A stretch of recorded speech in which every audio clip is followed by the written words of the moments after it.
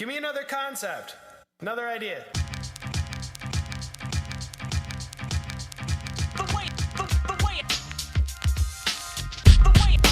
Give me another concept. Another idea. Give me another concept. Another idea. Another idea. The 80s, crazy, 17-year-old Ben's baby. Welcome to my channel. Make sure you hit the like button, share, subscribe, and hit that notification bell so that if I go live or drop a video, you will be notified. Now today I'm going to get kind of a little serious on this topic. I'm going to talk about Beyonce and I'm going to give an update on the Diddy situation. But first, I have to go back in time and give y'all a little bit of history. There was a lot of whispers going on around 2008, 2009 about the things that a lot of these top performers and celebrities were into. And as I started to look into it, I realized a lot of things, and being educated on the religious belief that they possibly follow, which is Satanism, I found that a lot of things they were doing and displaying matched someone who would be into that type of religious belief. So it was easy for me to see what they were doing. But the majority of us, we are not into those things. Most of us are taught about church and God, and that's what we pay attention to. So it's easy for them to camouflage their wrongdoings in front of us and have that art of deception so that we would be none the wiser about what they were doing. But a lot of us were able to see through it because when the questions came up, we did our research and, we found things to be true. Not conspiracy theory, but true. Now, there was one guy that I found during that time. He was doing things on the internet and speaking about these things a year before I really started waking up. And he just wrote an essay on his internet page, on his website, that I think summed up exactly what's going on right now and exactly how I feel about it. His name is Vigilant Citizen. And let's go through this little essay here, guys, because it was so well written and summed up how I feel. The Vigilant Citizen has been online for over 16 years. That's a period long enough to witness a proverbial pendulum move toward outright insanity. And this year, finally, it appears to be moving back. Since 2008, this site has highlighted mass media's toxicity, deception, and hidden agendas. It has emphasized indoctrination in entertainment, disinformation in the news, and evil in power. When I started writing about these things, they were not immediately apparent, and many did not see it. However, as the years passed, things worsened and became increasingly evident. Indeed, as world events unfolded and vital information surfaced, numerous conspiracy theories became obvious realities. As people witnessed the ever-increasing depravity in mass media, they realized that those in power were not on our side. They are actually working to create a culture that is sick, depraved, and outright satanic. Not only that, they've been engaging in psychological warfare against our children. Through underhanded ways, they have been trying to form a generation that is sad, anxious, and deeply confused about the basic building blocks of life. For instance, using mass media and the education system, they've managed to make people question their own gender. If they could achieve such a feat, they could accomplish anything. The pendulum's momentum was so strong that people feared speaking out against the insanity. Stating some undeniable truths led to attacks, accusations, or outright cancellations. A few years ago, the Vigilant Citizen was demonized and delisted by Google because I dared to write that men cannot have a baby. According to this elite-owned mega corporation, it was an unreliable claim that must be punished. Interesting fact, though, It was the most reliable claim in human history. At this point, it became evident to many.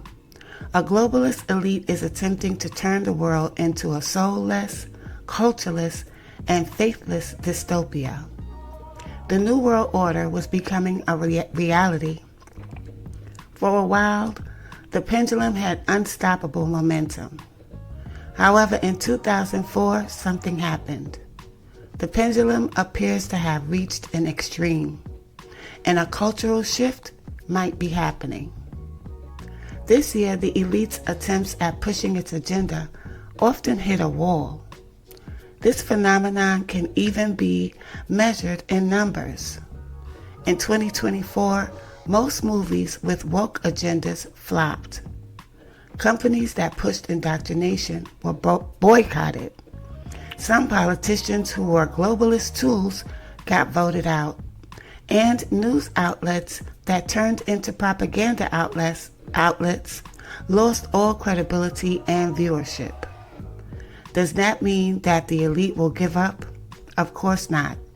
Let's remember that one time in 2024 when the world united to celebrate an event. This was the Olympics, guys.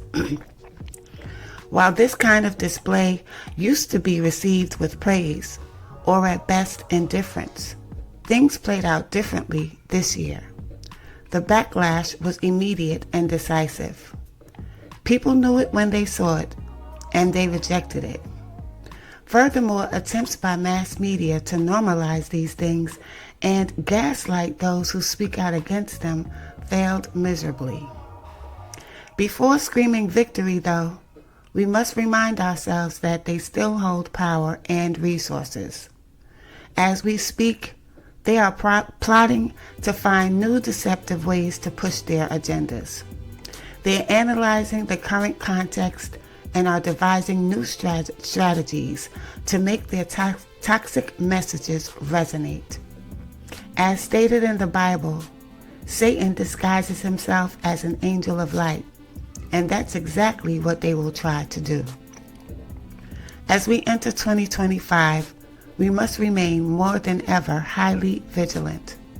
Let's not forget that the true fight is not between races, genders, religions, or political affiliations, but between good and evil. And I've been saying this for so many years, y'all. This was a fact in the past and will remain a fact in the future. Some say that's the only reason why we're on Earth. If your side is winning, but that win came through the use of evil, did you actually win? No, you have lost. Not only that, you've completely lost sight of why you're on Earth in the first place.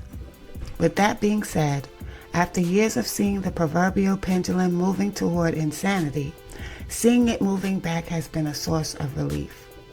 This movement must keep going because there's still a lot of work to be done.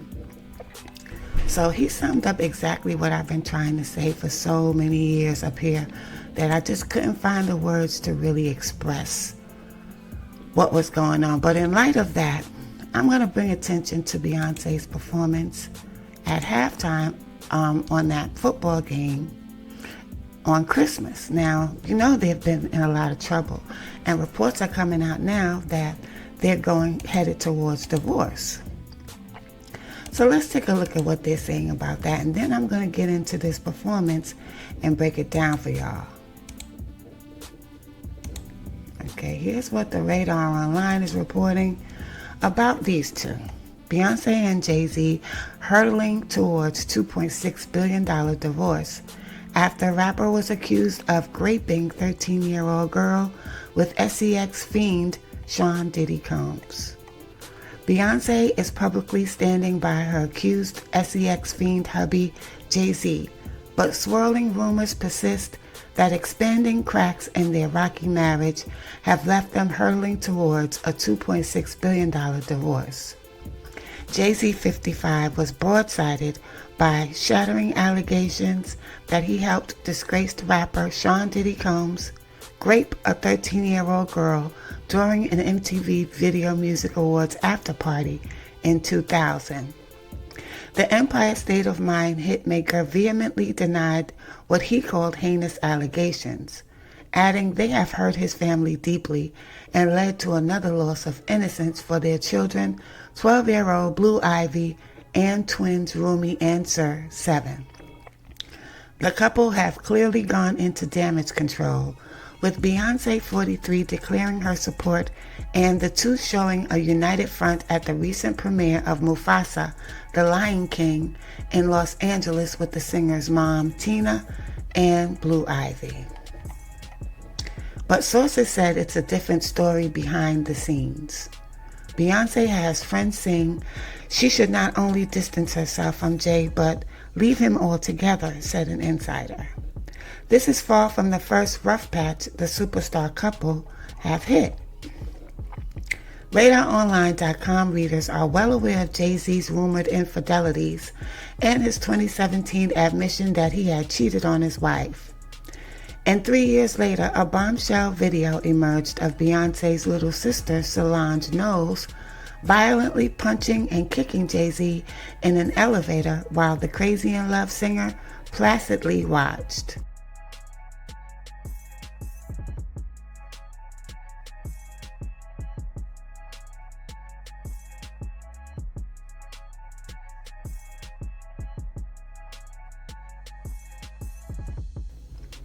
They never revealed what sparked the attack, but sources said the silence speaks louder than words. Beyonce and Jay-Z have kept an uneasy peace for the sake of their 3 children and their careers, the insider noted, but this is becoming a bridge that has gone too far. So they might be headed towards divorce because you gotta, here's what it is. These people in these celebrity marriages, most of the time it has a lot to do with business, and it rarely has anything to do with love. So if he's in trouble and she can separate herself from him, she will, because he's no longer useful to her. And she still is upholding her allegiance and her loyalty to the elite, which was shown in her performance at that halftime show on Christmas. We're going to take a look at that. Now, first of all, she came marching in there on a white horse. Now, a lot of you are not privy to the meaning and the full understanding of what the white horse symbolizes. It symbolizes the apocalypse. It symbolizes the arrival of the Antichrist. It also symbolizes peace in a time of stress. Now, being that she is in alliance with these elite people that want to cause pestilence and chaos, I wouldn't lean towards the meaning of peace in this display of symbolism here. Now I'm going to show you what this white horse meaning is in writing. I'll put it up here so you guys can see it, so you see I'm not making it up. The pale white horse is a symbol in biblical imagery, particularly in the book of Revelation. In John's vision, the pale horse represents DEATH, with the power to cause famine, plague, and DEATH by the sword and wild beasts. It is one of the 4 horsemen of the apocalypse, each representing different aspects of suffering and destruction. The color pale is associated with sickness, decay, and the transient nature of human existence. Now, most of you would say, so what that got to do with Beyonce? And it's just a performance. So what? She's on a white horse. You know, it's stylish. It was a good performance. Yeah. But that's how they are placed there for the art of deception, because they know no one is going to go further into the meaning of all of this. And I was like that too. But now that I'm aware and I see these symbolisms, I always go and look at what's going on. So it says sickness. They're threatening right now, during the time of when Donald Trump is sure to be sworn in to the office of the White House, the presidency. They're threatening us with a new pandemic. You know what I'm saying? So it's like they're using these people to usher in these things because they need our energy to reinforce what they want to go down. So that's the only reason why they picked her to do this. And they're giving her all these accolades. But there's also people that was complaining about some of the things she did that the NFL deemed to be something that you could get fined for and something that they would not accept. But she got away with it. Why? Because she works with these people and they need them to influence a certain amount of the public. Now, for those of you who swear on her and swear she's God's gift to men and humanity, look at the lyrics she put in one of her songs. It says, warning, explicit lyrics below.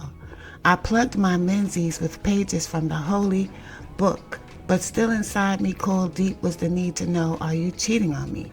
Which means she uses the pages from the Bible to use as a pad for when her monthly shows up. Now, if that's not blasphemy, what is? What is blasphemy if that's not blasphemy? So that is what this woman represents. She represents everything that is not of God. I remember when she first came out, she was saying God every 5 minutes and talking about her church. She does none of that anymore, if y'all didn't notice. And here she is. Someone caught a picture of her during an actual ritual. Look at her on the pentagram. So I don't know what else, one might need to show these people to get away from these people and stop letting them use our power to help these people who hate humanity, not just black people. They hate humanity as a whole and want to steer them into the beliefs that they believe in. So it's time to abandon these people. I don't care what their problem is, what their problems are. They don't care what our problems are. They're living in 60-room mansions. You don't need 60 rooms to live. They don't come back and give back to the hood. You barely ever saw Beyonce and Jay-Z before they got into this trouble. Now they're doing all of this publicity and using Blue Ivy as a form of damage control. You know what I'm saying? It's not working. Now the people were going off on her, like I said, because she did some type of hand gesture like a gun. Now here's the article. Beyonce enrages Netflix viewers with controversial hand gesture banned by the NFL during halftime performance. Beyonce has sparked controversy across social media for appearing to make a gun gesture while performing an NFL halftime show on Christmas Day. The R&B superstar entertained fans at the NRG Stadium in her home state of Texas Energy. That's what that really spells. Where local side Houston Texans played Baltimore Ravens in a game that provoked anger long before her live set. The home side were comprehensively outplayed by the visiting Ravens ahead of Beyonce's initial appearance on a white horse, a reference to the Inquini theme running across the cover art of her last two albums, Renaissance and Cowboy Carter. So she keeps on showing up on this white frickin' horse.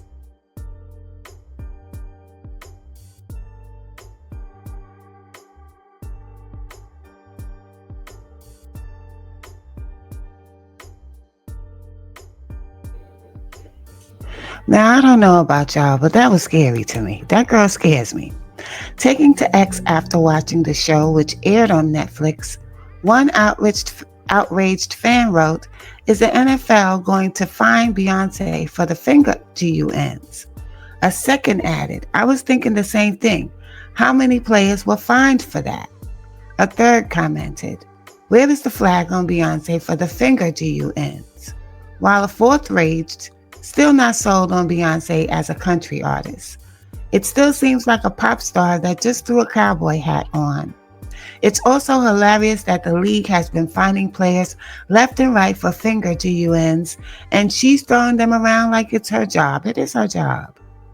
Riding into her halftime appearance on a white horse, the 32-time Grammy winner rocked her hometown Houston crowd with a nearly 13-minute performance on Wednesday. She surprised fans by bringing out Shaboozey to perform Sweet Honey Bucklin' before Post Malone joined her for Levi's jeans. Now, we don't listen to that shit. What the fuck is she doing, y'all? Like, be honest. It's because black people are not as interested in her as they used to be. So they have to go somewhere and get their attention and energy. The energy is not coming from us anymore towards them. Netflix's 282.3 million subscribers in more than 190 countries could stream the games, making the first time one outlet distributed an NFL game globally. Netflix had the games available in 5 languages: English, French, Spanish, Portuguese, and German. And here are the comments that they were making. The NFL, well, nobody cares about that, but y'all don't understand what this type of stuff entails, but I do. Like I said, I've been watching it for many days, and it's coming time for people to pick a side, good or evil. It's either you're going to have these people as your idols and keep rocking with them, or you're going to be aware of the fact that God is here trying to tell us something, like these people are trying to lead us into fucking pure chaos and hell. Now, I have a little clip here that I found, and it explains it a little bit about what's going on in that industry. And they have to make you dirty. Like, you cannot be in Hollywood, become famous if they don't have some kind of dirt on you. And you go on those parties, and that's where usually you have to do something dirty, and it could be the party of sex, the party of overeating stuff. Welcome back, everyone. Today we have a guest named George Bay who has an amazing Christian testimony everyone needs to hear. He went from rags to riches after finding success in crypto trading, which allowed him to meet some very powerful people who turned out to be high-profile pimps. And these pimps had the ability to get him anyone he wanted, including celebrities, beautiful models, famous actresses. They even told him that children were also available. With honest to God, and if you're defending celebrities that you've never met, okay, that are brought up on rape charges, you don't have to go after them, but why don't you wait and hear the charges before you just start defending them? Do you ever wonder, like, if what people say is true? Do you ever wonder that? I mean, do you? Or do you just think they're special because they're on camera and shoved down your throat to tell you what you're supposed to believe? I hope I got my point across. Y'all let me know what y'all think in the comments. Peace and love. Treatment.